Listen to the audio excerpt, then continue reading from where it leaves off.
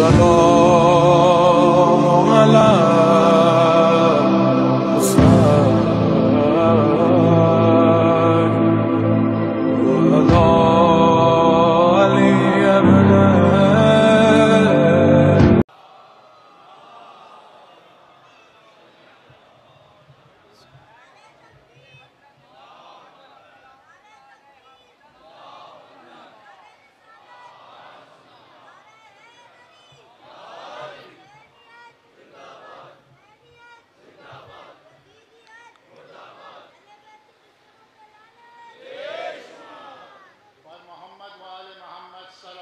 اللهم صل على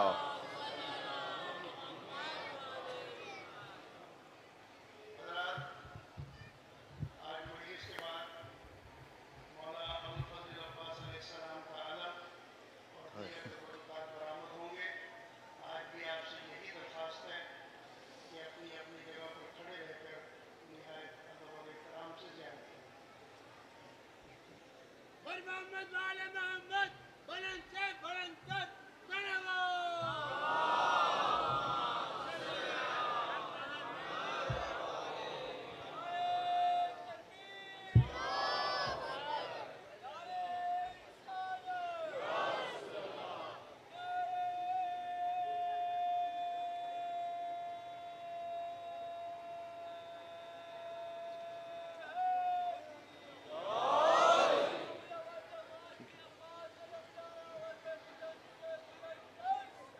اللهم صل على محمد وآل محمد. أعوذ بالله من الشيطان الرجيم. بسم الله الرحمن الرحيم. لا حول ولا قوة إلا بالله العلي العظيم.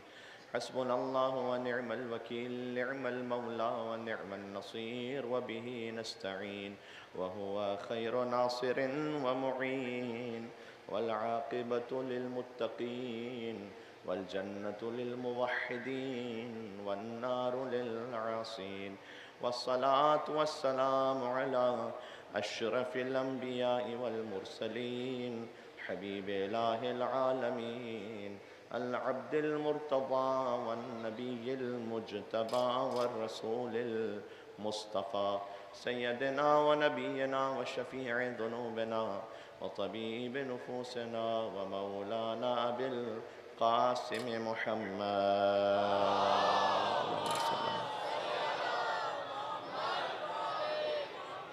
وأهل بيته الطيبين الطاهرين المعصومين المظلومين المنتجبين المنتخبين الميامين سيما بقية الله في الأرضين وحجته على العالمين. اللهم صل وسلم وزد وبارك على صاحب الدعوة النبوية والصولة الحيدرية والعصمة الفاطمية والحلم الحسنية والشجاعة الحسينية والغيرة العباسية والعبادة السجادية والمآثر الباقرية والآثار الجعفرية والعلوم الكاظمية والحجج الرضمية والجود التقوية والنقاوة النقوية والهيبة العسكرية والغيبة الإلهية. صلوات بر محمد.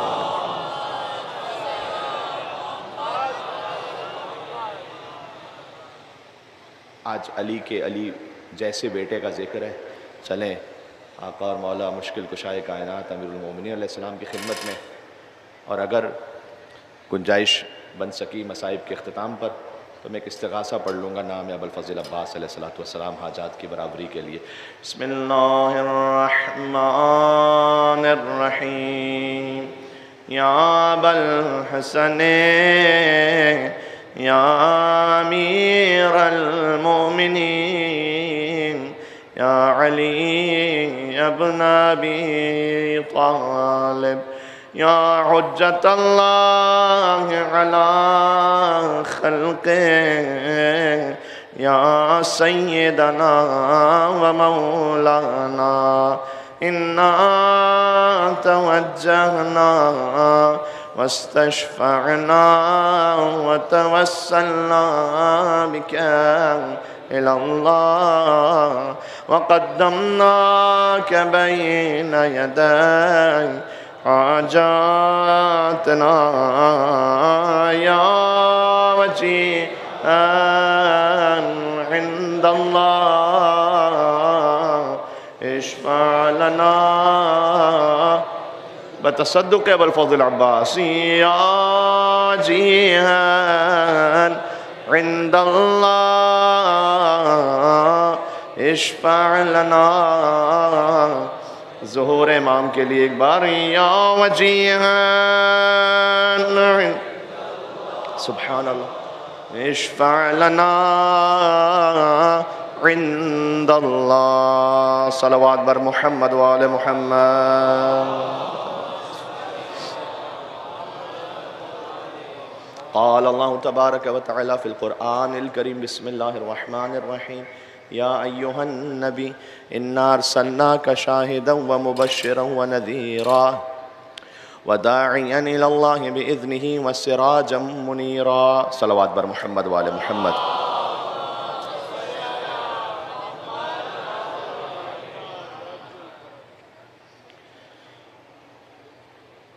سورہ احزاب کی آیت کے تحت گفتگو جاری و ساری ہے.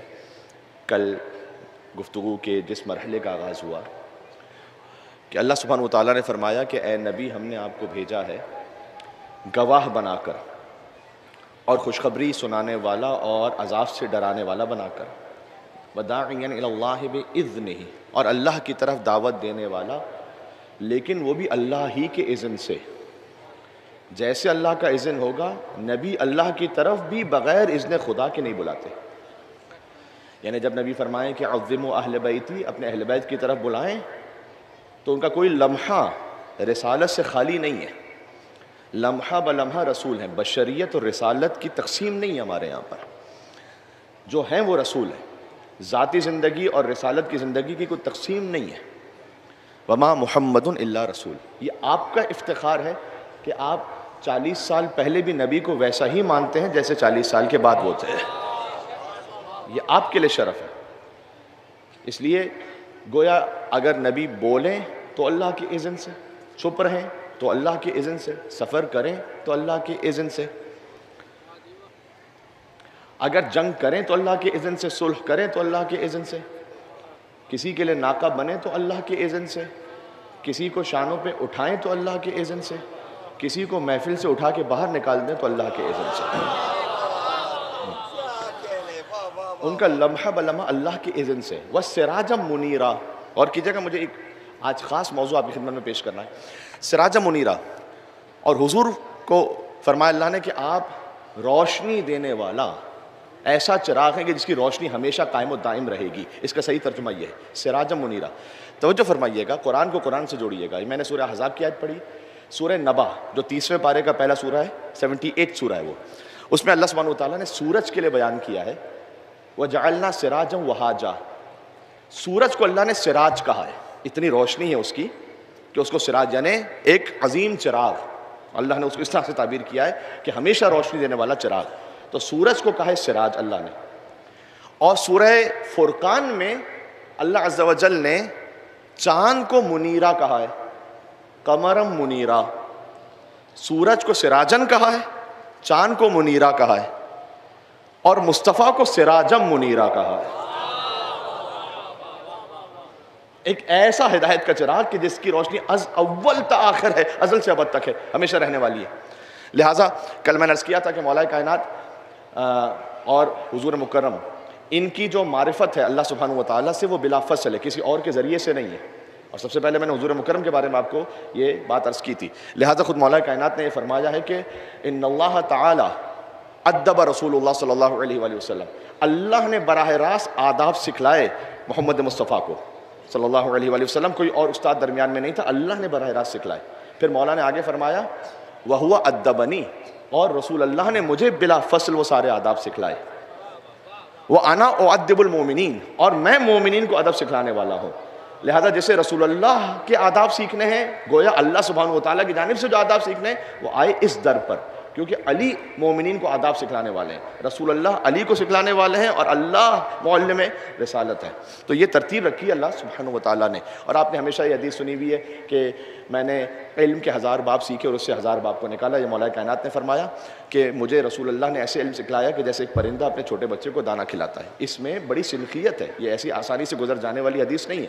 دیکھیں، پرندہ اپنے بچے کو دانہ کھلاتا ہے۔ میں آپ سے ایک سوال کرتا ہوں، کیا چیل کبوتر کو دانہ کھلا سکتی ہے؟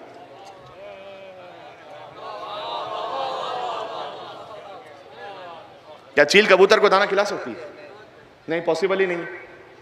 کیا کوا چڑیا کو دانہ کھلا سکتا ہے؟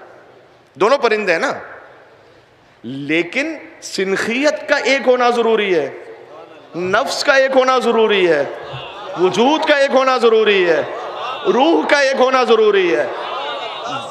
جب مصطفیٰ نے مرتضیٰ علیہ السلام کو ایسے سکھلایا کہ جیسے پرندہ اپنے بچے کو سکھلاتا ہے، یعنی دونوں کا وجود اتنا ایک جیسا ہے کہ کوئی فرق ہی نہیں ہے آپس میں۔ اور یاد رکھیے گا، مولا نے جو مثال دی پرندے کی مثال دی ہے، اور بھی جنسیات ہیں جو کچھ کھانا کھاتی ہیں، وہ ایک پروسیس سے گزرتا ہے اور پھر دودھ بن کر وہ اپنے بچوں کو دودھ پلاتی ہیں۔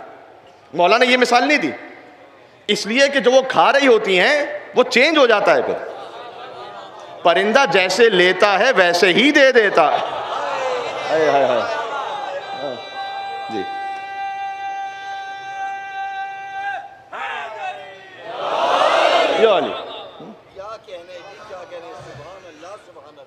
تو یہ ہمیں سمجھنے کی ضرورت ہے کہ یہ جو مولا نے فرمایا کہ پرندہ جیسے اپنے بچے کو دانہ کھلاتا ہے، میں نے ایسے رسول اللہ سے ادب سیکھا ہے، یعنی دونوں کی سنخیت اتنی ایک ہے، دونوں بالکل ایسے ایک ہیں کہ پرندے نے جیسے لیا ویسے ہی دے دیا۔ اس کی مثال ایسی ہے، میں نے آپ کی خدمت میں شاید یہ مثال پہلے پیش کی تھی، اور میں ایک لمحے میں اس کو کہہ کے آگے بڑھ جاؤں گا۔ ایک مرتبہ ہوتا ہے کہ جو آپ کی اپنی قلب کی کیفیت ہے، آپ اس کو جب الفاظ میں بیان کرتے ہیں نا، تو جو الفاظ میں بیان کرنا ہے وہ الفاظ کچھ اور ہیں، آپ کی جو قلب کی کیفیت ہے وہ کوئی سن کے خالی تھوڑا سا درک کر سکتا ہے، پورے قلب کی کیفیت آپ کی اس کے اندر منتقل نہیں ہو جاتی۔ مثال کے طور پر آپ یہ کہیں گے میرے دل میں درد ہو رہا ہے، تو آپ جس کو بتلا رہے ہیں وہ آپ کی بات کو سن رہا ہے کہ اچھا آپ کے دل میں درد ہو رہا ہے، وہ درد اس میں منتقل نہیں ہو رہا، اس درد کی جو حقیقت ہے وہ اس کا احساس نہیں کر رہا۔ لیکن جب قلب مصطفیٰ پہ قرآن نازل ہوا تو رسول اللہ نے ایسے عطا کیا کہ جیسے ایک پرندہ اپنے چھوٹے بچے کو عطا کرتا ہے، بالکل ویسے ہی۔ تو آپ کا سورس صحیح ہونا چاہیے، اسوہ رسول کو سیکھنے کے لیے آپ کا سورس ٹھیک ہونا چاہیے۔ اس بات کی اہمیت کو سمجھیے گا، اس لیے کہ اگر آپ اسوہ رسول لیں گے، میں شخصیات کے نام نہیں لینا چاہتا یہاں پر، لیکن میں خالی ایک ترک کہاوت آپ کے سامنے پڑھ دوں کہ ترک کہاوت یہ ہے کہ اگر تم لومڑی سے دین لینا سیکھو گے تو سمجھ جاؤ گے اور یقین کر لو گے کہ مرغیاں چرانا بھی ایک عبادت ہے۔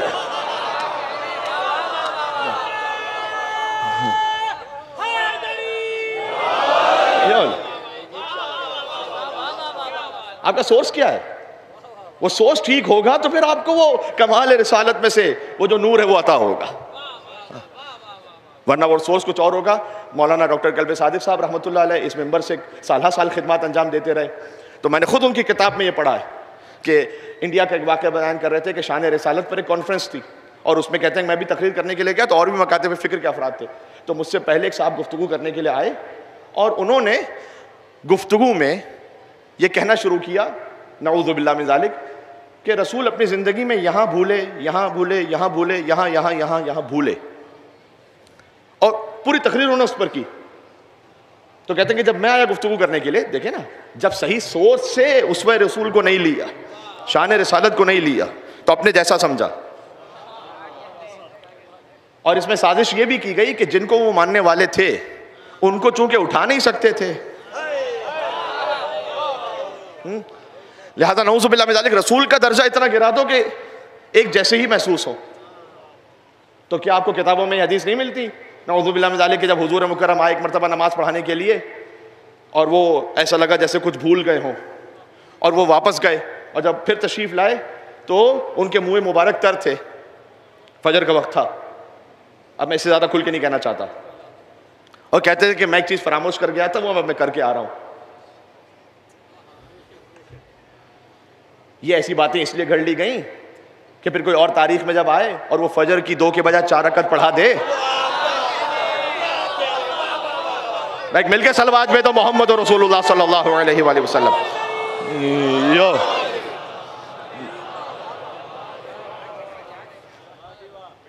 اور 4 رکعت پڑھانے کے بعد مسلمان بھی ایسے ہوں جو اپنی غیرت کو کھو چکے ہوں اور وہ ان سے پلٹ کر یہ پوچھے کہ موڈ ہو رہا ہے تو تھوڑا سا اور پڑھا دوں.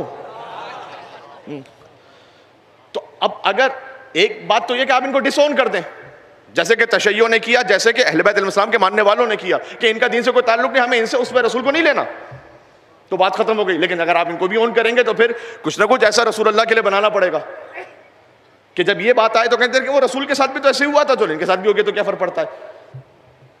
تو ہم نے تو ان کو مانا کہ جو نفس رسول کی منزل پر تھے. تو میں نے عرض کیا کہ ڈاکٹر قلبی صادق صاحب جب بیان کر رہے تھے کہ میرے سے پہلے خطیب آئے اور انہوں نے کہا کہ رسول یہاں بولے، تو کہتے ہیں کہ جب میں آیا گفتگو کرنے کے لیے تو میں نے یہ کہا کہ اگر کسی عام انسان کے لیے بھی اس کے اعزاز میں کوئی کانفرنس ہوتی ہے تو اس کی کمیوں کو نہیں بیان کیا جاتا. ایک عام انسان کے لیے بھی ہوتا ہے کہ جس میں ہزاروں کمیاں ہوتی ہیں، پھر بھی اگر اس کے بارے میں کانفرنس ہو رہی ہے، علامہ اقبال صاحب کے بارے میں کانفرنس ہو رہی ہے، تو ہو سکتا ہے کسی کو ان کے بہت سارے افکار سے اختلاف بھی ہو، لیکن جب ان کے بارے میں کانفرنس بیان ہو رہی ہے تو پھر ان کے اعتبار سے بات ہوگی کہ کیا کچھ انہوں نے اچھا کہا ہے. تو کہتے ہیں عام انسان کے لیے ہوتا ہے تو یہ اصول ہے ایک. اور آپ جب شان رسالت پر گفتگو ہو رہی ہے، کانفرنس ہو رہی ہے، تو آپ بھی سبھی کچھ بھول گئے اور یہی نہ بھولے کہ رسول کہاں کہاں بھولے. یہ ان کا جملہ تھا. ہاں، تو اس طرح سے وہ جو سورس ہے وہ ٹھیک نہیں ہے اس کا مطلب.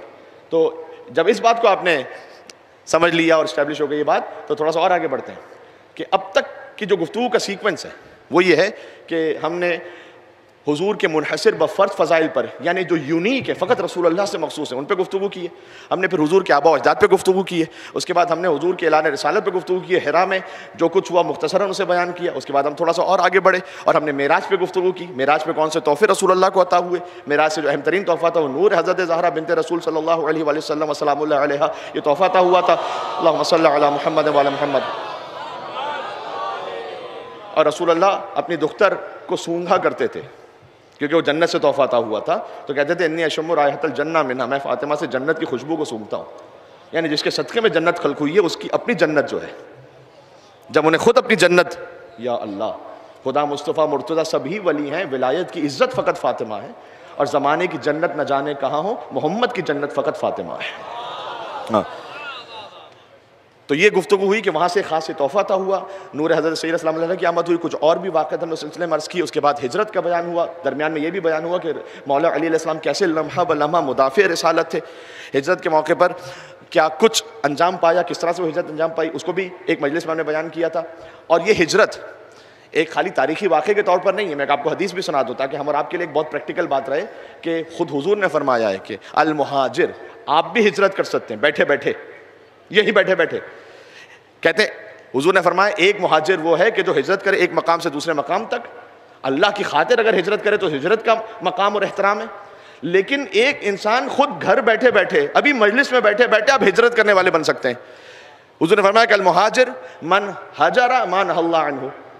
مہاجر وہ ہے، ہجرت کرنے والا وہ ہے کہ جو سیئات سے حسنات کی طرف ہجرت کر جائے، جو خرابیوں سے نیکیوں کی طرف ہجرت کر جائے، گناہوں سے خیر کی طرف ہجرت کر جائے. تو اگر کسی کی نیت یہ ہو مجلس امام حسین السلام میں بیٹھ کر کہ ہر انسان اپنے آپ کو جانتا ہے کہ میری نگاہوں کے کیا گناہ ہیں، یا زبان کے کیا گناہ ہیں، یا میرے دل میں کیا ہے، یا ہاتھ کے کیا گناہ ہیں، تو بہرحال اگر وہ نیت کر لے تو خود بیٹھے بیٹھے ہجرت کرنے والا بن جائے گا. پھر ہم نے ہجرت کے بارے میں جب آپ سے عرض کیا، اس کے بعد پھر گزارش ہوئی کہ حضور مکرم مدینہ آئے اور پھر بدر کے لیے ایک معرکہ پیش آیا اور وہ حملہ کیا گیا. اور اس کے بعد پھر امیر المومنین کے ذوالفقار کے ذریعے سے اور حضرت حمزہ علیہ السلام کی شجاعت کے ذریعے سے بدر فتح ہوئی. درمیان میں ایک اور واقعہ ہے جس کو بعض علماء نے پہلے بیان کیا ہے کہ ابتدائی میں پیش آیا تھا، بعض نے آخر میں بیان کیا، لیکن اب میں اس فلو میں چل رہا ہوں تو میں اس کو ابھی آپ کے سامنے کہہ دوں. وہ ہے سد الابواب کا واقعہ کہ جب مسجد نبوی کی تعمیر ہوئی تو آس پاس گھر تھے، بزرگوں کے گھر بھی تھے، اور ان کے گھر کی کنسٹرکشن اس طرح سے تھی کہ ایک دروازہ باہر کی طرف کھلتا تھا، ایک دروازہ مسجد کے اندر کی طرف کھلتا تھا. اور اگر کسی کو مسجد میں آنا ہوتا تھا تو اسی دروازے سے کھول کے وہ آ جاتے تھے. تو بہت سے ایسے تھے کہ جو اس حالت میں مسجد میں آ جاتے تھے جنہیں نہیں آنا چاہیے تھا. تو ابھی جب یہ سلسلہ اس طرح سے جاری و ساری تھا، اور آپ جانتے ہیں کہ امیر المومنین علی بن ابی طالب السلام کا گھر بھی اسی مقام پر تھا، ان کا دروازہ بھی ایک اندر کھلتا تھا ایک باہر کھلتا تھا. اور اللہ سبحانہ و تعالیٰ کا حکم آیا. یہ متفق علیہ تمام مسلمان علماء نے اور تمام فرقوں نے اس بات کو لکھا ہوا، اس میں کوئی اختلاف کی بات ہے ہی نہیں کہ اللہ کا حکم آیا وَسَدَّ الْأَبْوَابَ إِلَّا بَابًا، سب کے دروازے بند کر دو جو مسجد کے اندر کھلتے ہیں. سب بلاک جس کو آنا ہے وہ گھر کے باہر سے جو دروازہ ہے، اس کے بعد جو مسجد کا مین انٹرنس ہے وہاں سے آئے، اپنے گھر کے دروازے کو مسجد میں آنے کے لیے یوز نہ کرے. یہ پابندی لگا دی گئی. تو بہت بڑوں نے پوچھا رسول اللہ سے کہ یہ کیا بات ہے؟ چلے آپ کا دروازہ تو کھلا ہوا ہے، وہ تو سمجھ میں آتا ہے، علی کا دروازہ کیوں کھلا رکھوایا آپ نے؟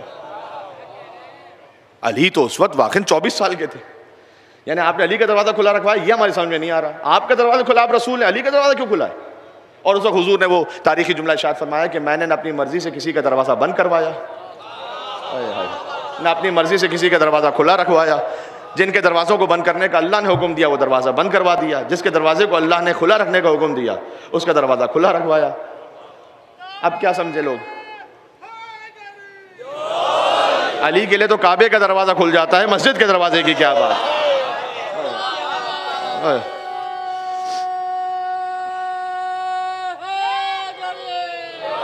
یا علی، تھوڑا سا مجھے آگے بڑھنے دیجیے گا. تو یہ ایک واقعہ بھی درمیان میں پیش آیا. اس میں سے ہر ایک کہیں نہ کہیں امیر المومنین کی عظمت، وصایت، خلافت کا اعلان ہو رہا تھا. سلولی اینڈ گریجولی مائنڈ جو ہے نا پریپیئر ہو رہے تھے. پھر اس کے بعد جب بدر کا واقعہ پیش آیا تو تقریباً بدر آپ کو سنا چکا، لیکن اس میں سے ایک بات اور بھی ہے کہ جو کچھ وہ لوگ کے جو بس وقت انفینٹی کمپلیکس میں آ جاتے ہیں. مثلا ہم میں سے ہر ایک کی زندگی میں کہیں نہ کہیں کوئی کمی ہے جو ہم محسوس کرتے ہیں. اللہ کی جانب سے وہ کمی نہیں، لیکن ہم کو ایسا فیل ہوتا ہے کہ یار یہ چیز کم رہ گئی، کاش یہ بھی ہوتا.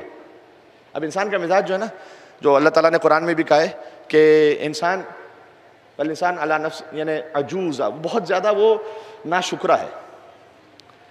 انسان جو ہے وہ اتنا ناشکرہ ہے کہ جب کوئی نعمت آتی ہے تو اللہ کو بھلا کے اس میں لگ جاتا ہے، جب کوئی مصیبت آتی ہے تو فریادی بن جاتا ہے. ایسا کیوں ہوا؟ اللہ نے اگر ہم کو 1000 چیزیں عطا کی تو وہ 1000 پہ شکر نہیں کرتے. وہ ایک جو میرے دماغ میں اٹکی ہوئی ہے وہ مجھے چاہیے تھی، وہ ایک جو اٹکی وہ کیوں نہیں مل رہی مجھے؟ اللہ نے آپ کو وجود عطا کی ہے، آپ کو سانس عطا کی ہے، آپ کو دیکھنے کی صلاحیت عطا کی ہے، آپ کو سننے کی صلاحیت عطا کی ہے. ابھی میں 2 دن پہلے کسی نے مجھے دکھلایا، میں دیکھ رہا تھا کہ جو سماج سے محروم افراد ہیں ان میں ایک صاحب ہیں کہ جو ان کے لیے ہماری مجلس کا لائیو اشاروں کی زبان میں ٹرانسلیشن کر رہے ہوتے ہیں یہیں پر ہی. خدا جزائے خیر عطا فرمائے. تو اب دیکھیے اللہ سبحانہ و تعالیٰ نے بہرحال کتنی ہمیں وہ نعمتیں عطا کی ہیں کہ ہمیں تو اس کا احساس ہی نہیں ہے. آپ کاؤنٹ یعنی خود اپنے آپ کے اپنے وجود میں دیکھیں، باقی باہر چھوڑ دیجیے گا. یہ جو سو کے اٹھنا ہے یہ بھی ایک نعمت ہے. اللہ چاہے تو سلا کے رکھے، کبھی نہ اٹھ پائے. اسی لیے اللہ نے جو ہے نا یہ اختیار کے ساتھ رکھا، جبر کے ساتھ نہیں رکھا عبادت کو کہ تم اگر عبادت نہیں کرو گے تو نعمت چھین لوں گا. ایک بزرگ عالم ان کا جملہ ہے کہ اگر اللہ فجر کی نماز کے لیے یہ رکھتا نا کہ جو فجر کی نماز میں نہیں اٹھے گا وہ سوتا ہی رہ جائے گا، تو پھر میں دیکھتا کہ کس کی نماز قضا ہوتی ہے فجر کی. کہتے سبھی اٹھتے، تو وہاں پہ کسی نے کہا کہ مصعب اٹھتے کیا، سوتے ہی نہ کہ اٹھنے کی باری آتی ڈر کے مارے. تو اللہ نے اختیار کے ساتھ رکھا ہے، چوائس کے ساتھ. تو کتنی ایسی نعمت ہے کہ جس کا تو ہمیں بالکل احساس ہی نہیں. ایک مرتبہ آقا محسن کراچی صاحب ایک بات کر رہے تھے، انہوں نے کہا میں آ رہا ہوں حضور مکرم کی سیرت پر اس ذریعے سے کہ انہوں نے کہا کہ یہ اللہ نے 5 انگلیاں عطا کی ہیں، درحقیقت 4 انگلیاں ایک انگوٹھا ہے. کہتے ہیں آپ اس انگوٹھے کے بغیر اپنے خالی بٹن بند کر کے دیکھیے گا کبھی. میں نے تو بڑی کوشش کی نہیں ہو بات. اس انگوٹھے کے بغیر خالی بٹن بند کر کے دیکھیے گا، باقی بات تو چھوڑ دیں. ایک نظام اللہ سبحانہ وتعالیٰ نے ایسا خلق کیا ہوا. ہماری پیشانی، اس کے بعد یہ تو پھر ایک واقعہ ہے پورا تفصیل کے ساتھ جو صادق علیہ محمد کا مناظرہ ہندی طبیب کے ساتھ، کہ اللہ نے آنکھوں میں رطوبت رکھی وہ نمکین رکھی، اور کان میں رطوبت رکھی وہ تل رکھی، اور زبان پہ رطوبت رکھی وہ میٹھی رکھی ہے. ایک ہی چہرے میں پھر اللہ سبحانہ وتعالیٰ نے آپ کی پیشانی پر جو لائنز بنتی ہیں وہ ہاریزنٹل ہے، وہ ورٹیکل اس طرح سے نہیں ہے. تو لائنز اس طرح کیوں بنتی ہیں، اس طرح کیوں نہیں بنتی؟ تاکہ جب پسینہ آ رہا ہو تو وہ بہتا ہوا اطراف سے چلا جائے. اگر ایسے لائن ہوتی تو سیدھا آپ کی آنکھوں میں گرتا. اللہ نے اسکل کیوں رکھا ہے؟ اب اسکل کے اندر آج کی طبابت میں سبھی جانتے ہیں کہ جو ہمارا اسکل ہے اس کے اندر ہولز ہیں. آپ دیکھتے ہیں نا کہ جب ایسی ڈمی بنی ہوتی ہے تو اس کے اندر ہول ہوتے ہیں تھوڑے سے. تو یہ ہول کیوں رکھے اللہ نے؟ یہ بالکل ایک وینٹیلیشن ہے جو اللہ نے رکھا ہے. آپ لیپ ٹاپ یوز کرتے ہیں نہیں رکھتے, اس کا ایک وینٹیلیشن ہے یا نہیں؟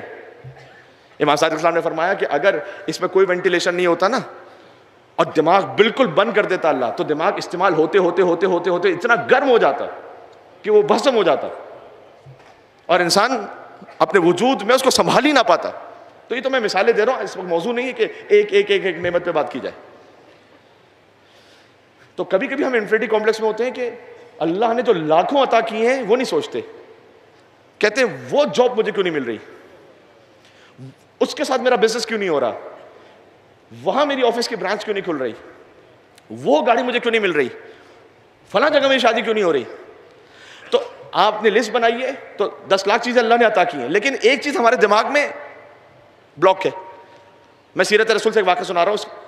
عبداللہ ابن مسعود وہ قد میں سب سے چھوٹے تھے. بعض مرتبہ ہائٹ کا انفینٹی کمپلیکس ہوتا ہے, لوگوں کو نہیں ہوتا. وہ قد میں سب سے چھوٹے تھے, اتنے چھوٹے تھے عبداللہ ابن مسعود کہ اگر وہ بیٹھے ہوئے صحابہ کے درمیان کھڑے ہوتے تھے نا تب بھی تقریباً بیٹھے ہوئے لگتے تھے. کبھی کبھی ان کا تمسخر بھی اڑاتے تھے لوگ کہ بھائی سارے بیٹھے ہوئے اور وہ کھڑے ہوئے, لیکن تقریباً وہ بیٹھے ہوئے لگتے تھے. آپ دیکھیے اللہ کو کس سے کیا کام لینا ہے. لاغر اندام بھی بالکل شارٹ ہائٹڈ. بدر میں جو مشرکوں کا سب سے بڑا سردار آیا ہے وہ ہے ابو جہل. ابو جہل کو اللہ نے علی کی ذوالفقار سے قتل نہیں کروایا, عبداللہ ابن مسعود کے ہاتھوں قتل کروایا. ہاں, تکبر توڑنے کے لیے. ابو جہل جو ہے نا اتنا اس میں ایروگنس تھا کہ وہ جب گرا بھی ہے, اس کو کسی نے حملہ کیا وہ گر گیا نیچے. جب وہ نیچے گر گیا تو عبداللہ ابن مسعود فوراً آ گیا, اس کا بالکل چھوٹے قد کے. تو عبداللہ ابن مسعود سے کہتا تم مجھے مارو گے تو دیکھو یہ جو میرا خول ہے نا اور یہ جو میرا پورا آرمر ہے یہ قبیلے کے سردار ہونے کی نشانی, اس کو نہیں اتارنا, اس کو رکھنا کہ میری اسی طریقے سے اپنے طور پر شان رہے, اور جب مجھے مارنا نا تو سینے سے مار دینا تاکہ جب میرا سر اٹھاؤ تو سب سے اوپر میرا سر رہے. کچھ لوگ اتنے متکبر ہوتے ہیں کہ انہیں مرتے وقت بھی تکبر نہیں جا رہا ہوتا ان کا. کچھ لوگ اتنے شہرت پرست ہوتے ہیں کہ مرتے وقت یہ ہر ایک میں کہیں نہ کہیں کوئی بیماری ہے. شہرت پرستی کا مطلب کیا ہے؟ آج کل کا سوشل میڈیا. اس میں بعض اوقات کچھ لوگوں کو ایسا خبت ہو جاتا ہے, وہ جیسے کہا جاتا ہے کہ ایک ایسے سوشل میڈیا انفلوئنسر کو پھانسی ہونے لگی تو جج نے کہا آخری خواہش کیا ہے؟ کہ سر آخری خواہش یہ ہے کہ subscribe my channel and hit the bell icon, پھر مجھے پھانسی دے دیں. کچھ لوگوں اتنا دماغ خراب ہے تو ان کی پوری زندگی یہی ہے کہ میری ویوز کتنے, ان کی پوری زندگی ہے کہ میرے لائکس کتنے, ان کی پوری زندگی ہے کہ میرے سبسکرائبرز کتنے. عبداللہ ابن مسعود نے ابو جہل کو مارا, اللہ نے کسی بڑے کے ہاتھوں نہیں مروایا, چھوٹے کے ہاتھوں. اور پھر جب رسول اللہ کے پاس آئے تو رسول اللہ نے کہا کہ اللہ نے کام تمہارے لیے لکھا تھا. تو کبھی ایسا ہوتا ہے کہ آپ میں ہو سکتا ہے کہ ظاہری طور پر کوئی کمی ہے, لیکن اللہ نے کوئی بہت بڑا کام لینا ہے آپ سے, تو آپ احساس کمتری میں نہ مبتلا ہو. اور اپنے طور پر اللہ سبحانہ و تعالیٰ کی اس طرح سے مشکور ہے کہ اللہ نے مجھے جو اس عالم میں رکھا ہے, میری اپنی ایفرٹ پوری ہے, لیکن میں اللہ کی رضا پہ راضی ہوں. بدر کا یہ معرکہ پیش آیا, اس کے بعد آپ جانتے ہیں کہ امیر المومنین کا ازدواج عرض کیا, پھر بدر ہے, آقا امام حسن علیہ السلام کی آمد ہے, کل اس پہ بات ہوئی, اور پھر احد کا معرکہ ہے, پھر آقا امام حسین علیہ السلام کی آمد ہے, پھر خندق کا ایک معرکہ ہے. مجھے پتا ہے کہ میرے پاس 2 دن رہ گئے ہیں تو میں پوری تاریخ اور ہسٹری مکمل نہیں کر پاؤں گا, یہ میری بہرحال اپنی ایک مجبوری ہے, میں کیا کر سکتا ہوں, لیکن جتنا ہو سکتا تھا فاسٹ آگے بڑھتا رہا.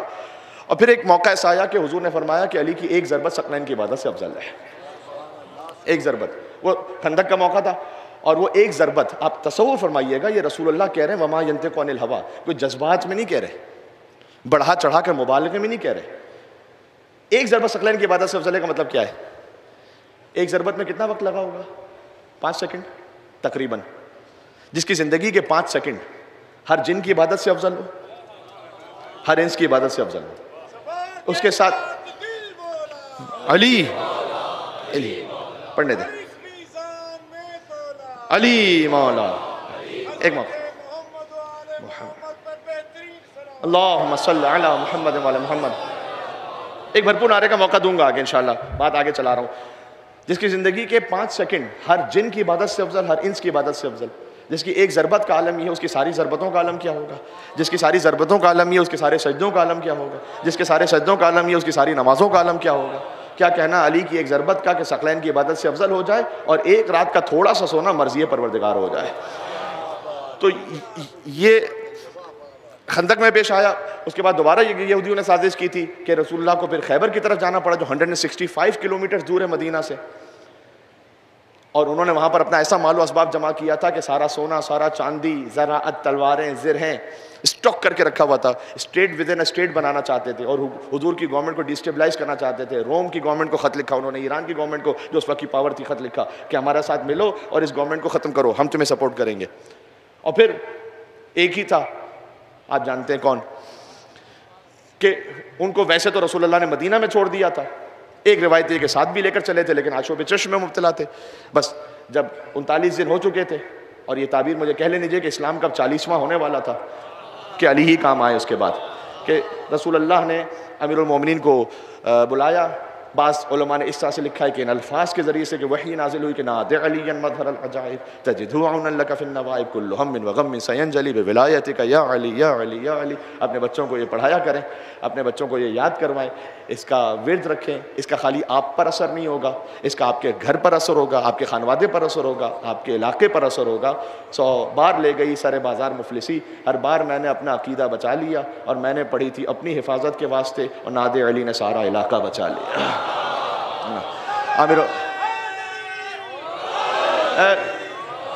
ایک نعرہ بس، ایک نعرہ، ہاں جی۔ اس کے بعد جب امیر المومنین تشریف لے گئے تو وہ سامنے سے رجس پڑھ رہا تھا کہ علمت خیبر انی مرحبا، خیبر جانتا ہے کہ میں مرحب ہوں، خیبر جانتا ہے کہ میں مرحب ہوں۔ اور وہاں امیر المومنین نے وہ جملہ کہا کہ جو ہر مومن کے دل کو گرما دیتا ہے کہ انا الذی سمتنی امی حیدر درغام آجام ولیس قصورا، میں وہ ہوں کہ میری ماں نے میرا نام حیدر رکھا۔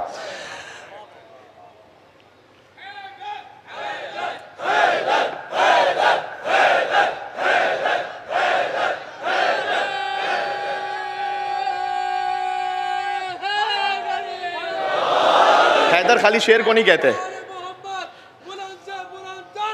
اللہم صلی علی محمد وعلی محمد، حیدر خالی شیر کو نہیں کہتے۔ آج جن کے مصائب کا بیان ہے، مجھ پر فرض ہے کہ میں ایک جملہ کہوں گا اور بس انشاءاللہ آپ قبول فرمائیں گے۔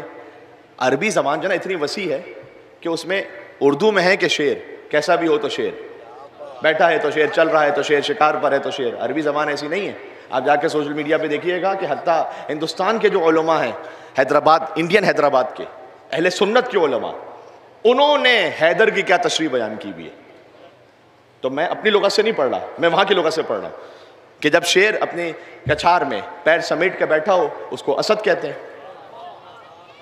جب وہ اٹھے اور چہل قدمی کرنے لگے، بھی تیز نہ دوڑ رہا ہو، آہستہ آہستہ تھوڑا سا دوڑ رہا ہو، آہستہ آہستہ تھوڑا سا چل رہا ہو، اس کو زرغام کہتے ہیں۔ اس کے بعد جب اسے اپنا کوئی شکار نظر آئے اور اس کو وہ گھور رہا ہو، اسے غضنفر کہتے ہیں۔ اور گھورتے گھورتے جب وہ دھاڑے تو اسے زیغم کہتے ہیں، اور پھر جب وہ اپنے شکار پر حملہ کرے اسے حمزہ کہتے ہیں، اور جب شکار کو دبوچ لے اور شکار کی سانس بند ہونے لگے اسے عباس کہتے ہیں۔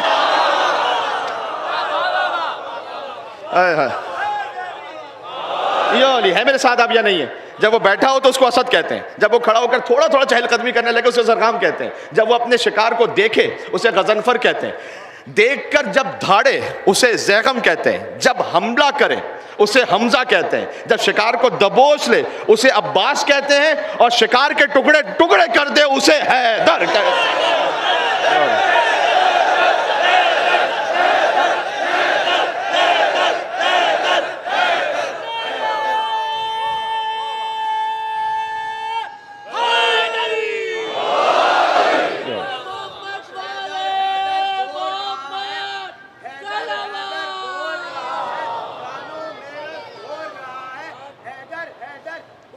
جلدی کالو میرے دھور رہا ہے، ایک علی کے نام کا نعرہ سب کے شجرے کھول رہا ہے۔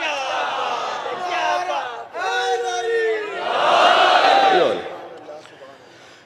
تو اس وقت وہ خیبر کی فتح ہوئی علی بن ابی طالب السلام کی ذوالفقار کے ذریعے سے، لیکن حضور مکرم اس وقت یہ بھی فرمایا کہ اسی وقت حضرت جعفر طیار پلٹے تھے حبشہ سے، علی کے بھائی، اور حضور نے کہا کہ میں اس وقت یہ فیصلہ نہیں کر پا رہا کہ خیبر دست مبارک علی بن ابی طالب سے جو فتح ہوا اس کی زیادہ خوشی مناؤں یہ حبشہ سے جعفر تیار کے پلٹنے کی زیادہ خوشی مناؤں. اور اس وقت جو خیبر کا مال غنیمت تھا وہ سب سے زیادہ ملا تھا.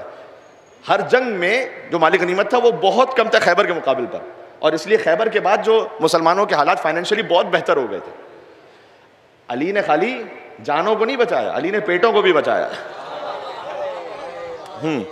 جی, ورنہ تو مدینہ میں فاقے ہوتے تھے. یہ جو سب کچھ جو بعد میں دولتیں آئیں وہ سب کا سب علی کی ذوالفقار کا صدقہ تھا کہ جو خیبر کی فتح ہوئی تھی. لیکن یہی علی 165 کلومیٹر دور مدینہ سے جب وہاں سے واپس پلٹے تو آتے مضافات میں اتنا تقسیم کرتے ہوئے کہ جب علی خود پہنچے تو خالی ہاتھ تھے. اور وہ علی بن ابی طالب کے جنہوں نے 2 انگلیوں سے باب خیبر کو اکھاڑا, کہ جب اس میں آپ کو تعجب نہیں ہونا چاہیے, اللہ چاہے تو کیا نہیں ہو سکتا. کوئی اللہ کی قدرت میں شک کر سکتا ہے؟ میں نے جملہ کہہ دیا, کوئی اللہ کی قدرت میں شک کر سکتا ہے. جو جناب قمر جلالوی صاحب نے کہا کہ بھئی غنیمت جانو, غنیمت جانیے کہ 2 انگلیوں پہ باب خیبر ہے. جو شاعری سمجھ لیتے ہیں اس کا لطف لیں, غنیمت جانو یعنی بس کافی ہے اتنا, غنیمت جانیے کہ 2 انگلیوں پہ باب خیبر ہے. جو 5 انگلیاں اٹھتی تو عرش و فرش اٹھ جاتا ہے. جی, یہ 2 انگلیاں تھیں. لیکن آپ کو جو سمجھنے کی بات ہے وہ یہ کہ جب مولا علیہ السلام واپس آتے ہیں اور جب اصحاب کے درمیان بیٹھے ہوئے اور ایک روٹی توڑنا چاہتے ہیں تو روٹی نہیں ٹوٹتی ہے, سخت روٹی ہے. یا علی ابھی تو خیبر اکھاڑ کے آ رہے ہیں تو روٹی نہیں ٹوٹ رہی. کہ ما قلعت باب خیبر بقوت الجسمانیہ ولکن قلعتها بقوت ربانیہ. علی نے جو خیبر اکھاڑا ہے وہ جسمانی قوت سے اکھاڑ کے نہیں پھینکا, ربانی اور روحانی قوت سے اکھاڑ کے پھینکا ہے. یہ خود ایک بہت بڑا درس ہے کہ جب للہیت آپ میں اس مقام پر ہے تو پھر اللہ سبحانہ وتعالیٰ کی وہ مدد ہوتی ہے کہ جو نہ ہونے والے کام ہیں وہ بھی ہوتے ہیں. اور جب امیر المومنین اسلام واپس پہنچے تو سب کو تقسیم کرتے ہوئے پہنچے تھے. مجھے آج کی گفتگو میں یہاں روک کر کچھ حضور مکرم سے عطا شدہ نصیحتیں بھی پیش کرنی تھی, وہ ابھی میں پیش کر دیتا ہوں. اس پر مجھے ویسے تو ایک گفتگو کرنی تھی لیکن گفتگو نہیں ہو پائے گی, 10 منٹ ہی سن لیجئے گا. چونکہ جب بات یہ ہوئی کہ جب کافی مال و دولت خیبر سے ملا اور مسلمانوں میں پھر تقسیم ہوا, جس کی وجہ سے کچھ گناہ بھی کچھ برائیاں بھی آئیں, تکبر, یہ سب کچھ جب مال کے آنے سے جس طرح سے ہوتا ہے. کچھ معاشی نصیحتیں ہیں رسول اللہ کی طرف سے, ہم سب کے کام کی بات ہے. ہر ایک اپنے معاش میں پریشان ہے, یعنی اکنامک ایڈوائسز فرام رسول اللہ صلی اللہ علیہ وآلہ وسلم, وہ میں آپ کے سامنے جلدی پیش کر دوں کہ ہم اپنے معاش کو کیسے بہتر بنانا چاہیے جی, اور اس میں کیا کچھ کرنا چاہیے. حضور مکرم کی اقتصادی نصیحتیں توجہ فرمائیے گا, کیونکہ حضور نے یہ فرمایا پہلی نصیحت, جب کبھی مال دولت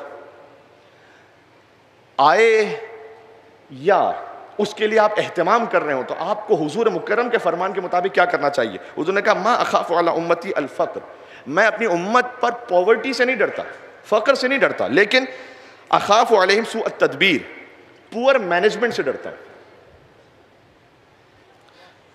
مس پلاننگ. پاکستان کا مسئلہ دولت کا نہیں, آپ جانتے ہیں دریا یہاں پر ہیں, معدنیات یہاں پر ہیں, سمندر ساتھ میں ہے, بہترین موسم ہے, افرادی قوت یہاں پر ہے, ہیومن ریسورسز یہاں پر ہے. مسئلہ کیا ہے؟ کرپشن اور پور مینجمنٹ. تو حضور مکرم نے فرمایا کہ میں اپنی امت پر فقر سے نہیں ڈرتا لیکن سوء التدبیر, غلط تدبیر سے ڈرتا ہوں. یہ نہ کریں. اس کا مطلب یہ ہے کہ آپ کی جو منصوبہ بندی ہے وہ بہتر ایسے ہونی چاہیے کہ کیا کیجئے, اس میں کیسے منصوبہ بندی کریں, وہ بھی رسول اللہ نے فرمایا. ایک شخص آئے حضور کے پاس, آ کے کہا یا رسول اللہ مجھے کوئی نصیحت کیجئے گا. حضور نے کہا نصیحت کروں گا تو عمل کرو گے؟ یعنی حضور چاہتے تھے کہ نصیحت کہیں ضائع نہ ہو جائے. بعض مرتبہ ایسا ہوتا ہے کہ کوئی عالم دین 1 گھنٹے کی تقریر کریں, جب نیچے اتریں کوئی آ کے کہتا ہے وہاں صاحب کو نصیحت کیجئے گا. اور 1 گھنٹہ بھی کیا کر رہے تھے؟ تو بعض اوقات خالی آٹوگراف لینے کے لیے لوگ آتے ہیں یا سیلفی کے لیے لوگ آتے ہیں, تو نصیحت اس میں ضائع ہو جاتی ہے. حضور نے کہا تم نصیحت پر عمل کرو گے؟ کہا یا رسول اللہ کروں گا. دوسری دفعہ پوچھا کرو گے عمل؟ کہا کروں گا. کہا عمل کرو گے؟ کہا کروں گا. حضور نے کہا تو نصیحت یہ خاص طور پر اقتصادی معاملات میں اور دنیا کے ہر معاملے میں, اذا ہمک بامر, جب تم کسی کام کو کرنے کا ارادہ کرو, فتدبر آخرتا, اس کا اینڈ سوچو پہلے کہ کیا ہوگا. اب کتنے ایسے لوگ ہیں مثلا کرپٹو کا انہوں نے کام شروع کر دیا, ان کو کچھ پتہ ہی نہیں تھا, دیکھ دیکھی شروع کر دیا, جذبات میں آ کر. ہم لوگ بہت زیادہ انفلوئنس میں آ جاتے ہیں. آپ نے اب وہ الگ بات ہے کہ کرپٹو کہاں پر حلال ہے کہاں پر حرام ہے, کہیں پر حلال ہے کہیں پر حرام ہے, میں اس فقہی بحث میں نہیں جانا چاہتا, لیکن میں آپ کو خالی مثال دے رہا ہوں. جو کام کریں آپ خود یہ سمجھیں کہ اس کا اینڈ کیا ہے. یہ حضور نے فرمایا. اگر تمہیں حضور نے فرمایا کہ اس میں رشد نظر آ رہی ہے, یعنی اللہ کا راستہ بھی ہے اور حلال بھی ہے, چلو آگے. لیکن اگر گمراہی نظر آ رہی ہے چھوڑ دو, نہیں جاؤ آگے. اس کے بعد اچھا مولا نے بھی فرمایا ہے کہ التدبیر قبل العمل, اگر پلاننگ پہلے کر لو گے کام کرنے سے, یؤمنک من الندم, تو تمہیں ریگریٹ سے وہ بچا لے گی, ریگریٹ میں آپ نہیں جائیں گے. ایک بات یہ. دوسری چیز ہے کوشش کرنا, کوشش کو کبھی نہیں چھوڑیں, ہمت نہیں ہارے. حضور مکرم جگہ سے جا رہے تھے, کچھ لوگ ایسے بیٹھے ہوئے تھے. حضور نے کہا کیا کرو, تم کون ہو؟ کہا نحن المتوکلون, ہم اللہ پہ توکل کرنے والے ہیں. اب جو عربی سمجھ لیتے ہیں اس کا لطف لیں گے. انہوں نے کہا تم متوکلون نہیں ہو, تم متکلون ہو. توکل کرنے والے نہیں ہو, وقت برباد کرنے والے. ہاں, ہاتھ پہ ہاتھ تک کے بیٹھ کے اس طرح سے نہیں کریں. زندگی میں کوشش کریں, جس کے پاس کوشش ہے, ایفرٹ ہے, اس کے بعد تو پلاننگ اچھی کریں. اور یہ کوئی ڈھکی چپی بات نہیں, اس لیے میں یہاں سے کہہ رہا ہوں کہ جو مینجمنٹ ہے ویری امپورٹنٹ. مجھے یاد ہے آج سے 20 سال پہلے شاید تقریباً میں نے محفل شیخ خراسان میں پہلی مجلس پڑھی تھی جب میں 20 سال کا تھا. شب جمعہ کی ایک مجلس تھی. یہ میں کیوں مثال دے رہا ہوں آپ کو, تو جنہوں نے مجھ سے گفتگو کی اللہ تعالیٰ کے درجات بلند فرمائے. پہلی دفعہ وہ مجھ سے کہہ رہے تھے کہ قبلہ صاحب آپ شب جمعہ کی گفتگو پڑھ لیں گے؟ میں نے کہا جی انشاءاللہ. انہوں نے کہا دیکھیے 15 منٹ کا وقت ہے. اس وقت مجھے تھوڑا تعجب ہوا, ارے 15 منٹ میں کیسے ہوگی مجلس؟ میں نے کہا خالی 15 منٹ ہی؟ کہا نہیں, اگر 14:30 ہو جائے تو ٹھیک ہے. اس وقت تھوڑا سا عجیب لگا, لیکن بعد میں محسوس ہوا کہ جہاں کہیں آپ کی ٹائم مینجمنٹ ٹھیک ہے. میرے خیال میں پورے کراچی میں جو مجلس کا سب سے بڑا اجتماع ہوتا ہے وہ محفل شیخ خراسان میں. کیوں ہے؟ اس لیے کہ ہر ایک جانتا ہے کہ کتنے بجے مجلس شروع ہونی, کتنے بجے ختم ہونی. بالکل صحیح ہے. باقی ہمارے یہاں پر مجالس ہو کہ منقبتوں کے پروگرامز ہو, نہ شروع ہونے کا پتہ ہے نہ ختم ہونے کا پتہ ہے. یہ کوئی طریقہ نہیں ہے. اور اس میں پھر اب معاملات بڑھتے بڑھتے بڑھتے بڑھتے بہرحال آپ خود ہی انہی علاقوں میں رہنے والے ہیں, آپ خود ہی دیکھ رہے ہیں کہ کتنے روڈز کتنے بجے بند ہو جاتے ہیں اور کتنی لوگوں کو تکلیف ہے, اور کہاں کہاں تک کون کون سی آواز جاری ہوتی. کچھ اپنے پریشان ہو جاتے ہیں تو بات چھوڑ دیں دوسروں کی. اس کے لیے کوئی مینجمنٹ ہونی چاہیے. اس کا تعلق خالی یہاں سے نہیں, اس کا تعلق تو خیر اوور آل پورے سسٹم سے. لیکن اچھی بات یہ ہے کہ اگر مومنین کو پتا ہے کہ مجلس ہونی ہے اور اتنے دقیقے کی ہونی ہے, تو میں خود, آپ بھی اس بات کے شاہد ہیں کہ 90% مجمع مجلس شب جمعہ میں بیٹھا ہوتا ہے جو نماز میں. اس لیے انہیں پتا ہوتا ہے کہ 15 منٹ کی مجلس ہے, ہمیں مجلس بھی مل جائے گی, درس بھی مل جائے گا اور مصائب بھی مل جائیں گے. اس کو آپ تھوڑا سا ڈسٹرب کیجئے, نہیں بیٹھیں گے مومنین, اس لیے کہ مینجمنٹ ہونا بہت ضروری ہے. اور یقین فرمائیے گا اس بات کی اصلاح اور وضاحت کے لیے بھی کہ 15 منٹ میں بھی آپ مولا علی کا نہج البلاغہ کا خطبہ پڑھیں, کون سا 15 منٹ تک جاتا ہے؟ بہت کم میں ختم ہو جائے گا. اگر کوئی چاہے تو اچھی اخلاقی نصیحت بھی ہو سکتی ہے, فضائل مولا بھی ہو سکتے ہیں, معرفت کی بات بھی ہو سکتی ہے, مصائب اہل بیت کا بیان بھی ہو سکتا ہے. تو ایک ہے کہ جب بھی آپ اپنے اکنامک معاملات میں بھی ہیں تو اس کی پلاننگ اچھی طرح سے کریں. اور دوسرا یہ کہ آخر کا سوچیں کہ آخر میں جو ہے وہ کیا ہونے والا ہے. محنت سے نہ کترائیں. ایک شخص آیا امام کے پاس, کہتے ہیں مولا میرے لیے رزق کی دعا کیجیے گا. امام نے کہا ہم تو دعا کریں گے, تم کیا کرو گے؟ کہا میں کچھ نہیں کروں گا, آپ دعا کریں گے. کہا میں کچھ نہیں کروں گا, آپ دعا کریں گے. امام نے عجب جملہ کہا. امام نے کہا کیا تم چیونٹی سے بھی کم ہو؟ آپ تک پہنچا ہے جملہ؟ نہیں پہنچا. کیا تم چیونٹی سے بھی کم ہو, کچھ بھی نہیں کرو گے؟ چیونٹی بھی اپنے مورچے سے نکلتی ہے رزق لینے کے لیے, تم اتنا بھی نہیں کرو گے, اس سے بھی کم ہو تم کیا؟ اس طرح سے ایک اور شخص نے آ کے شکایت کی کہ مولا میرا ہاتھ جو ہے نا وہ بہت ویک ہو گیا ہے, پہلے میں سامان اٹھانے کا کام کرتا تھا, اب ہاتھ ویک ہو گیا ہے. اچھا وہی اپنے ذہن میں سمجھ رہا تھا کہ میں آ کے مولا کو شکایت کروں گا تو مولا کوئی منتھلی وظیفہ باندھ دیں گے, کوئی بات نہیں چلو ٹھیک ہے تمہیں منتھلی ہم دیتے رہیں گے. نہ نہ نہ, امام نے کہا ہاتھ ویک ہو گیا ہے, اپنے سر پہ اٹھاؤ اور کام کرو. محنت سے کبھی پیچھے نہ ہٹے. یہ حضور مکرم کی اقتصادی نصیحتیں. بات کو میں تمام کر رہا ہوں. اس کے بعد آپ کے پاس نالج بھی ہونی چاہیے کام کی. یہ حضور مکرم نے خود فرمایا ہے کہ اگر کوئی علم کے بغیر کام کو آگے بڑھائے گا تو اصلاح کے بجائے فساد کر دے گا. بات کو بس اپنے اختتام تک لے آؤں. یہ کچھ جوانوں کے لیے نصیحتیں تھیں. انفاق فی سبیل اللہ، اس کے ذریعے سے اپنی معاشیات کو بہتر کریں. صدقے کا ثواب بیان کیا گیا بہت زیادہ، لیکن صدقے سے بھی زیادہ قرض کا ثواب بہت ہے. قرض دینے کا ثواب 18 گنا زیادہ ہے. اس لیے کہ جب آپ کسی کو لون دیتے ہیں تو وہ سستی میں نہیں آتا، وہ یہ اس بات کی ایفرٹ کرتا ہے کہ مجھے واپس کرنا ہے، اگر واقعی مومن ہے تو بھائی. اور اب تو خیر مومن کی بھی کیا کوئی گارنٹی دے. لوگ غصب کر کے بیٹھے ہوتے ہیں. میں پھر سے دوسری دفعہ کہہ رہا ہوں، پتہ نہیں لاکھوں غصب شدہ ہیں لیکن زیارت پہ جانا ہے. میں زیارت کو نعوذ باللہ من ذالک کیسے میں اس کے لیے سوچ بھی سکتا ہے کہ کوئی کمتر عبادت ہو، لیکن مومن کا حق غصب کر کے جانا ہے، اپنے وراثت کو کھا کے جانا ہے. تو قرض دینے کی بھی عادت رکھیں، 18 گنا زیادہ ثواب ہے. اور پھر جہاں ہو سکے آپ صدقہ بھی دیں، صدقے سے انکار نہیں ہے، لیکن خود قرض کا دینا. تو یہ کچھ اخلاقی اور اقتصادی نصیحتیں تھیں جو حضور مکرم کی جانب سے تھیں. عزیزوں، باب الحوائج کا ذکر ہے اور مصائب سے پہلے کی کچھ منزلیں. باب الحوائج یعنی جن کے ذریعے سے حاجات پوری ہوتی ہیں. تو پھر آپ اپنی زندگیوں میں توسل کو ضرور شامل رکھیں. آپ نے اپنی پوری ایفرٹ کر لی ہے، اللہ پر اچھا بھروسہ رکھیں، غلط دعائیں نہ مانگیں. کیا مطلب مولانا؟ پورا سیرت رسول کا موضوع چل رہا ہے تو میں آپ سے عرض کر رہا ہوں. حضور مکرم کو بتلایا گیا کہ ایک شخص ہے ان کے صحابیوں میں سے ہی، ان کا اسٹمک اتنا ویک ہو گیا کہ وہ اٹھ نہیں پا رہا، ڈی ہائیڈریٹ ہو گئی، ختم. حضور مکرم پہنچے عیادت کے لیے کہ کیا ہو گیا، خیریت؟ 2 دن پہلے تو تم بالکل ٹھیک تھے. اس نے کہا یا رسول اللہ، آپ نے عذاب کی آیت پڑھی نا جب، تو مجھے اتنا خوف آیا قیامت کا، تو میں نے کہا کہ اے اللہ عذاب مجھے آخرت میں نہیں دینا، جو عذاب ہے دنیا میں دے دینا. حضور نے کہا غلط دعا مانگی. کیا تم اللہ کو یہ سمجھتے ہو کہ وہاں سے مائنس کرے گا تو یہاں سے پلس کرے گا ضرور؟ یہ کیوں نہیں دعا مانگی کہ ربنا آتنا فی الدنیا حسنہ وفی الآخرۃ حسنہ؟